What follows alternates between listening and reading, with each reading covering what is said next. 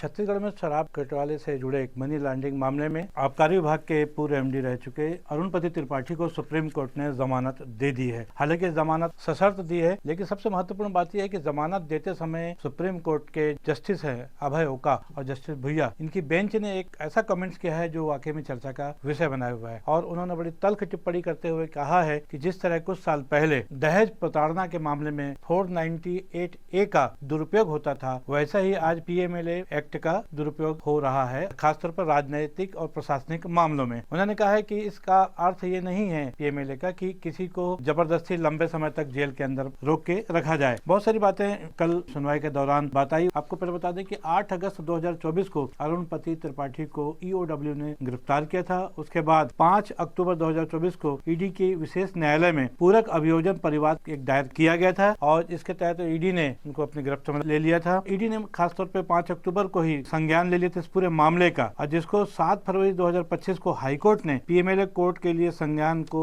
रद्द कर दिया था। लेकिन इन सब चीजों को सुप्रीम कोर्ट से छुपाया गया था और सीनियर एडवोकेट है मीनाक्षी अरोड़ा, उन्होंने सुप्रीम कोर्ट के सामने सब बातों को रखा। हाईकोर्ट छत्तीसगढ़ के दस्तावेज भी पेश किए, जिसके बाद सुप्रीम कोर्ट ने ये तल्खी की। हालांकि अलग बात है कि एपी त्रिपाठी फिलहाल जेल से बाहर नहीं आ पाएंगे और उसकी वजह यह है ईओडब्ल्यू का जो मामला है उसमें अभी उनको जमानत नहीं मिली। फिलहाल जो मनी लॉन्ड्रिंग का जो मामला है उसमें उनको जमानत दी गई है। हालांकि वो जमानत भी सशर्त है। उसमें कहा गया है कि एपी त्रिपाठी को अपना पासपोर्ट जमा करना पड़ेगा और समय समय पर सहयोग करना पड़ेगा कोर्ट की कार्रवाई में। बहरहाल ये सब तो सेकेंडरी चीज है, लेकिन जो इस मामले का सबसे महत्वपूर्ण विषय यह है कि 2000 करोड़ से ज्यादा का शराब घोटाला छत्तीसगढ़ में बहुत चर्चित रहा हुआ है और उसमें एपी त्रिपाठी एमडी रहे हुए हैं। हालांकि एपी त्रिपाठी मूलतः इंडियन टेलीकॉम के ऑफिसर हैं जो कि डेपुटेशन में छत्तीसगढ़ में काम कर रहे हैं। Chhattisgarh state marketing corporation limited के चेयरमैन भी रह चुके हैं और चेयरमैन रहते हुए जबकि कांग्रेस की सरकार थी तब ये 2000 करोड़ से ज्यादा का शराब घोटाला उजागर हुआ था। ईओडब्ल्यू ने उसको उजागर किया था। इसके बाद लगभग साल भर से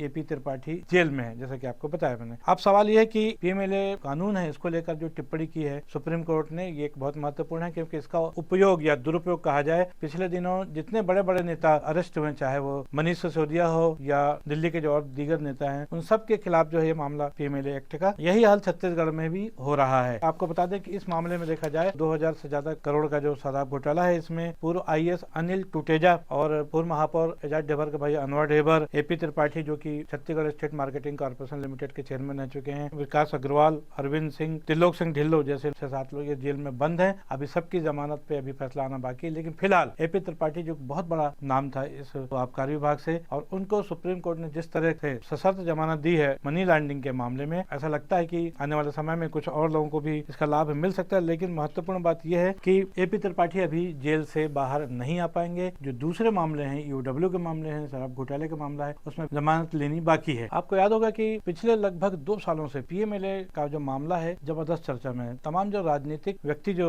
ईडी या ईओडब्ल्यू से गिरफ्तार किए जा रहे हैं, इनके माध्यम जो सरकारी एजेंसियां हैं, उसमें पीएमएलए एक्ट लगा दिया जाता है। पीएमएलए कानून जो है ये ऐसी स्थिति, इसमें कुछ अलग टाइप कानून, इसमें ट्विन कंडीशन लागू होती है और उसमें यह है कि आरोपी को तब तक जमानत नहीं दी जा सकती जब तक कि यह साबित न हो जाए कि उसने अपराध नहीं किया है या फिर वो आगे किसी अपराध में शामिल नहीं होगा। ये विचित्र कंडीशंस है। सुप्रीम कोर्ट ने टिप्पणी की है कि राजनीतिक और प्रशासनिक मामलों में ज्यादा उसका उपयोग किया जा रहा है। दुरुपयोग ऐसा ही है जैसा कि लगभग 20-25 साल पहले दहेज प्रताड़ना का जो मामला होता था और 98A, जिसमें पूरे परिवार को लपेट दिया जाता था कभी भी किसी को लगा, तो वो स्थितियां कहीं ना कहीं आज देखने को मिल रही हैं। बहरहाल सुप्रीम कोर्ट की टिप्पणी से उन सभी राजनेताओं को जिनके खिलाफ पीएमएलए एक्ट लागू है, इसकी कार्रवाई की गई है, हो सकता है कि कोई राहत मिले, और राहत मिलती है नहीं मिलती है तो बात की बात है, इसका हम सबको इंतजार करना पड़ेगा और ये देखना है कि इसके बाद आने वाले समय में ऐसे ही अपराधों से जेल में बंद लोग कैसे प्रयास करते हैं और उसमें आगे सुप्रीम कोर्ट क्या कार्रवाई करता है। इन सब की जानकारी के लिए बने रहिए, इंतजार कीजिए। आज के लिए बस इतना ही। मैं हूं बीडी निजामी। हमारी ये खबर आपको कैसी लगी, इस पर अपनी राय अवश्य दें। खबर को लाइक करें, चैनल को सब्सक्राइब करना कतई न भूलें। कल फिर मिलेंगे किसी नई खबर के साथ। तब तक के लिए दीजिए इजाजत। जय हिंद, जय भारत, जय छत्तीसगढ़।